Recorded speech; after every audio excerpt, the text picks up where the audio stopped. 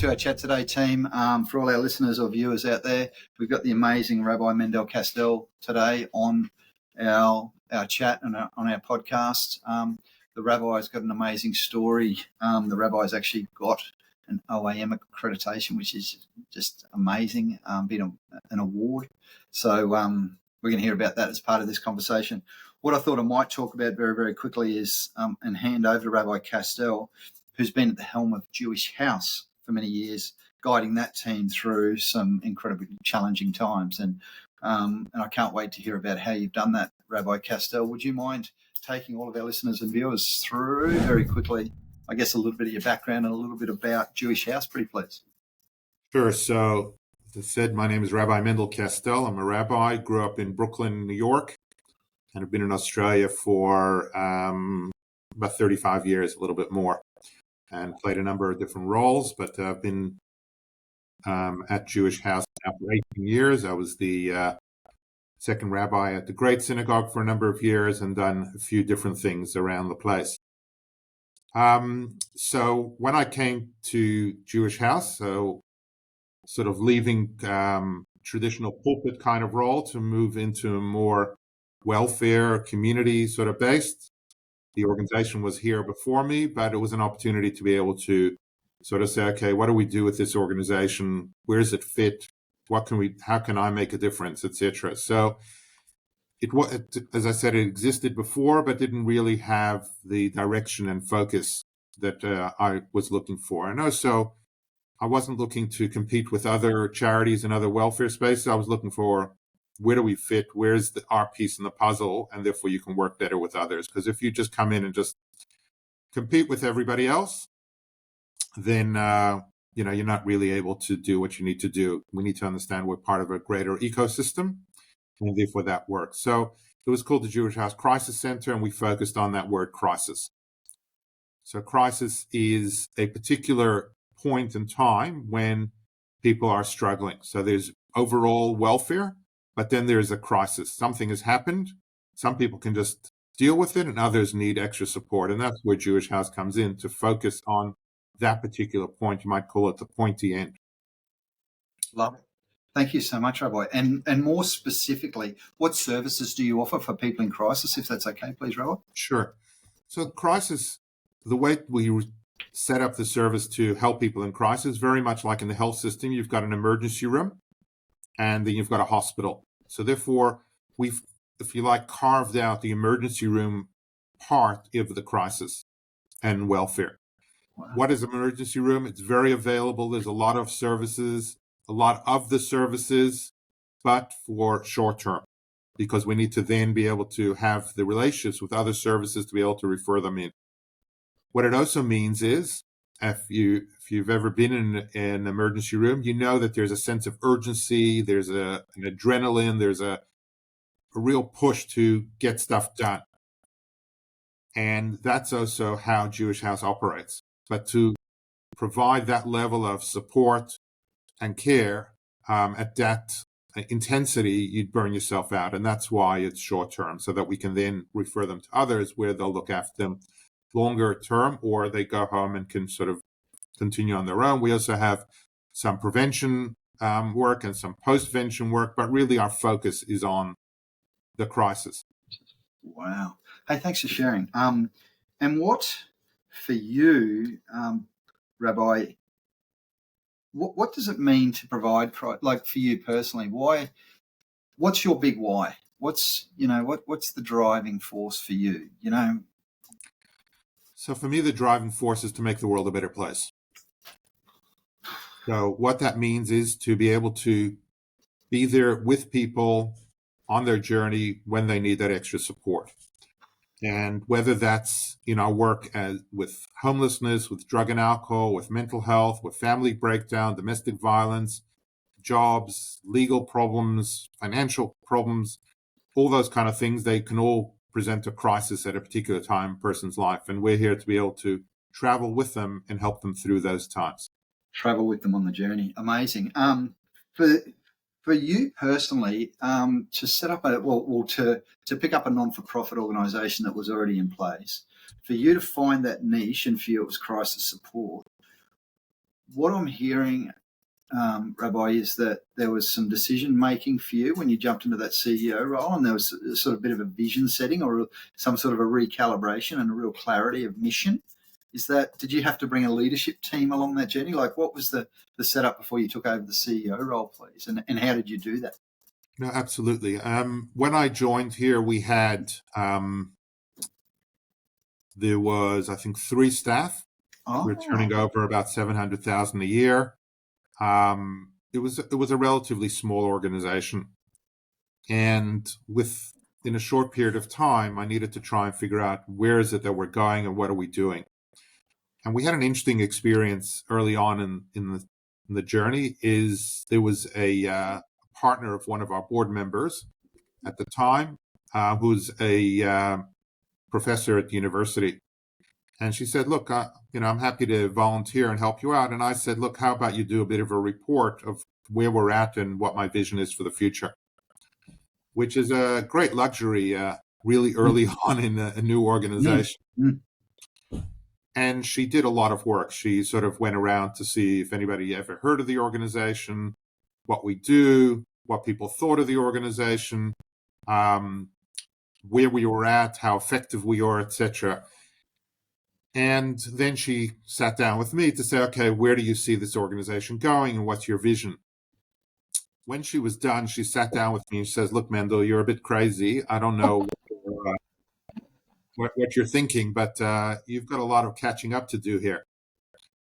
So I explained to her that there's actually 2 ways of building a building. One is where you put down a foundation and you put up a brick on top and another brick, and you slowly build the building that way.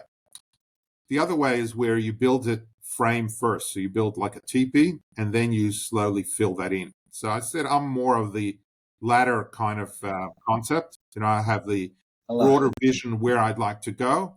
Gotcha. And then we sort of fill it in. And that's what we did then, which is now, nearly 17, 18 years ago, to pull out that document and actually see that pretty much everything we set out in there has been done, and obviously moving a lot further than that. So it's quite gratifying to watch how that sort of played out. But it was an interesting experiment, if you like, to sort of do things in that particular way where you have the big vision. Not everything is there straight away, and you're not quite sure how you're going to get there, but you slowly start to fill in the pieces and build it in that particular way. So that's a little bit how we sort of got there. So we had overall a vision where I'd like things to go. We had a framework and then built it from there. Wow. So what staffing have you got now? You started with 3, 17, 18 years later. So I've got about 70. We're probably turning over $10 million this year. We operate over 9 properties. So it's grown quite a bit. Congratulations. Thank you. And we always say that return on investment and actually return in general terms is just the result for how much value you add to the planet, Rabbi. Absolutely. And that's why, we might talk in terms of number of staff or number of buildings or number of turnover. But at the end of the day, it's the thousands of people who've been through Jewish House and have been helped. And particularly with our model being sort of a short-term model, it means that you're really going through a lot of people. Yeah. Oh, absolutely. You would have to have the best, the highest quality team and the right people to refer to, because, you've got to quickly get a sense. It's the word that came to my mind was triaging, is what you do in an emergency room. Who's the most important person right now that we need to get in because they're at the greatest risk, and you got to triage fast. And for you to start 17 years ago with that vision of what you frame first, can I use that, Rabbi? Sure. Is that all right? I've been told I'm a bit nuts as well, that I have today. I've got too big a vision, too many dreams, too much to do. Well, that's the way to do it. Aim big, right? You know what I hope? I hope in 17 years' time I can say, I spoke to Rabbi 17 years ago who achieved his vision in 17 years. Maybe I can do the same in the next 17, because I love this work. And one of the jobs we do is sit with organisations and work on their vision. We've got some action plans out there at the moment. This is the time of year where people seem to want to do that. So you, Rabbi, you've had to be influential, can I say? You've probably had to, you're going to bring people on the journey, not only the people that you serve, your people that are in crisis, but you would have had to influence governments, you would have had to influence community, you would have had to influence your team. What's it mean for you to bring people on the journey? You had your vision 17 years ago. How do you get people to buy in? What's the secret? So there's a Hebrew word called chutzpah, which means, it's very hard to translate, but it's worth looking it up. But it's a word which basically means you've got guts and you just step in and don't get too ruffled by what's going on. And obviously having the opportunity to be a rabbi, so, and I'm not a welfare worker as such, so I can break all the rules. And therefore, that's part of it. I had one particular government minister who was trying to avoid seeing me till I found somebody who bought a dinner with her at a fundraising dinner. So I was invited to dinner. And she goes, I know why you're here. And I said, you better believe you, I know. So it's about thinking outside the square. It's about turning up. It's about putting your hand up. It's about participating. And that way, people start to notice you and respect you and take you along. Right place, right time, participate, put yourself out there. Behind all that, Rabbi, is, and I always say to salespeople when we're coaching them, if you don't believe in what you're doing, you'll never be able to sell it. And so for you were sort of vision driven. And it was easy for you to go and say to someone, hey, this is what we're doing. Come on the journey with us, invest, or whatever it is that you're trying to get. No, absolutely. And, you have to believe in what you're doing. And you have to also feel that what you're doing is part of your own value system, your own mission, and also what you want to be able to achieve in life. Values, mission, vision. I love it, Rabbi. All the fancy words. Oh, look, they are. And, if you ask Simon Sinek, he'd say, don't put them on the wall, turn them into action. And we get that. At the end of the day, though, I think you need to start with that high-level picture, because if you can't explain it to someone, it's really hard to put it into behaviour anyway. Absolutely. Hey, just as a stepping back for a moment, who influenced you the most, Rabbi? Like, who do you look back on your life and you know what, I wouldn't be CEO of Jewish House, or I wouldn't achieve what I had. And I know that it'll be more than one person, and you'll probably see your parents, which is great. Can you think of who's had the most impact on you, influence?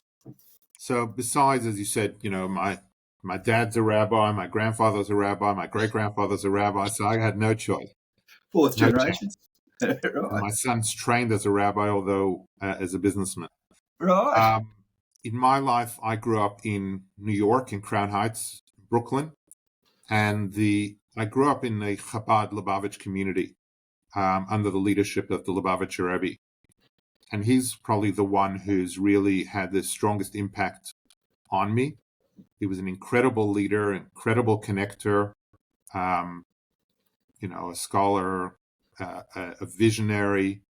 And he's built the Chabad Lubavitch movement to be one of the largest Jewish movements in the world.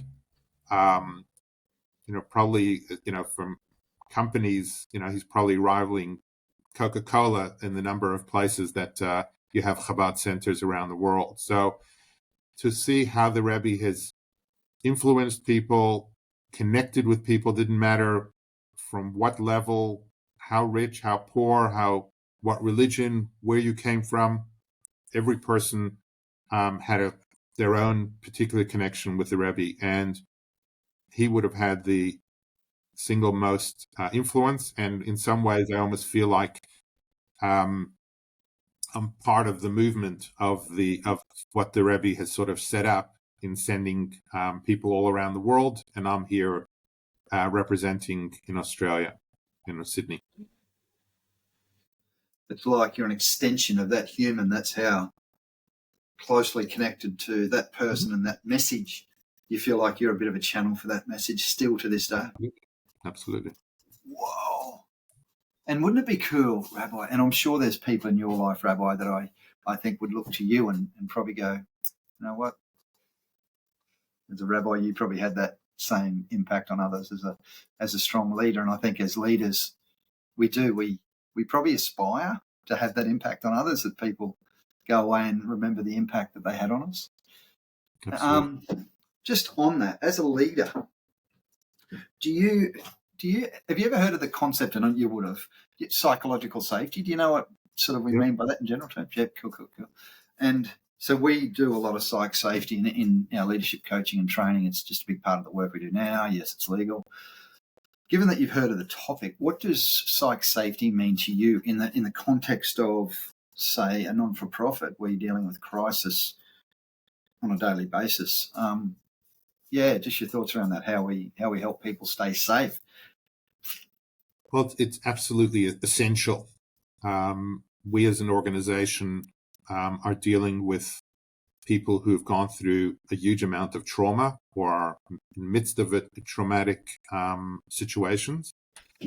And secondary trauma is real. That means you can really take it on with that person and take it home to yourself and your family.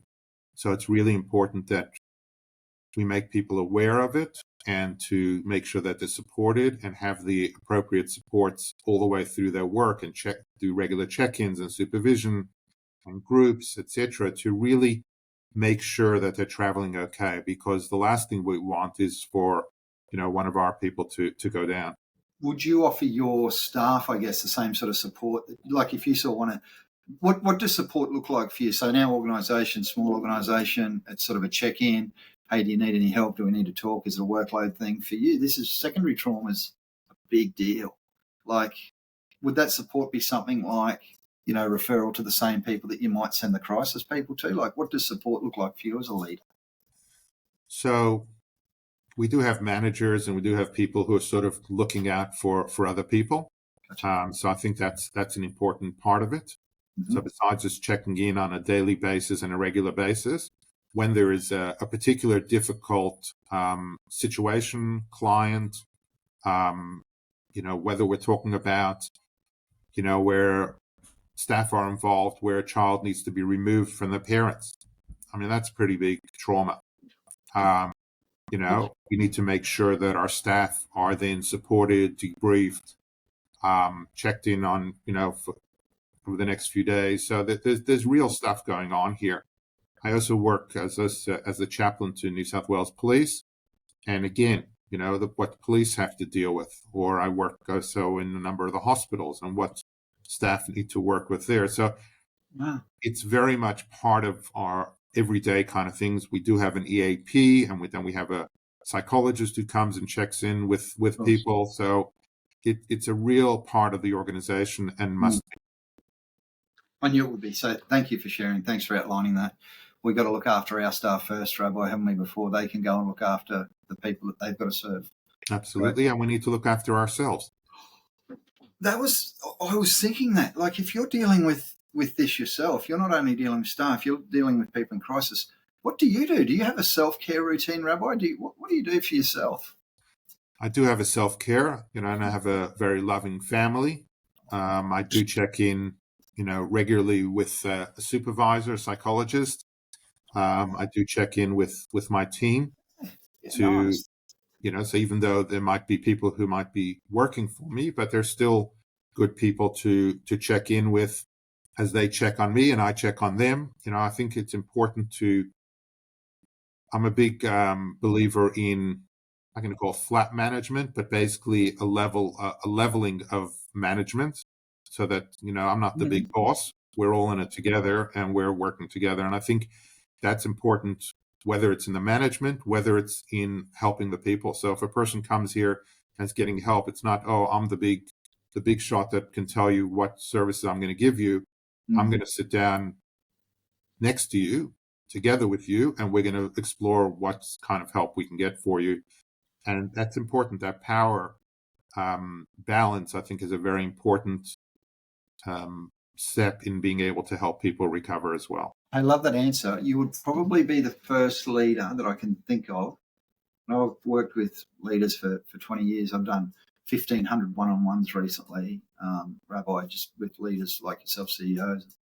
You're the first leader probably that I can ever think of who said as self-care, they go and ask their people to help them because we're all in this together.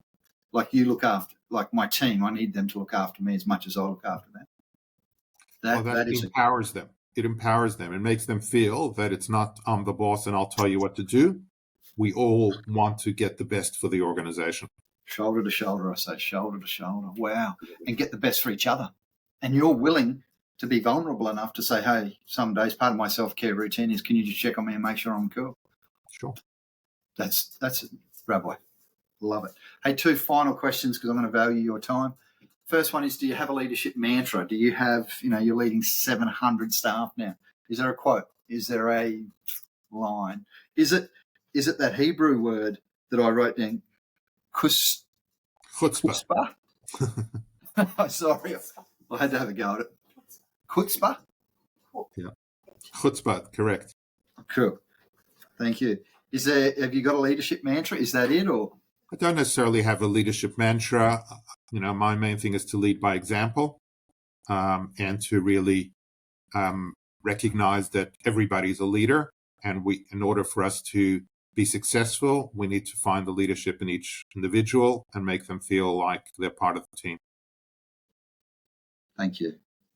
Lead by example, which is integrity. Do what you say you're going to do and then go and do it.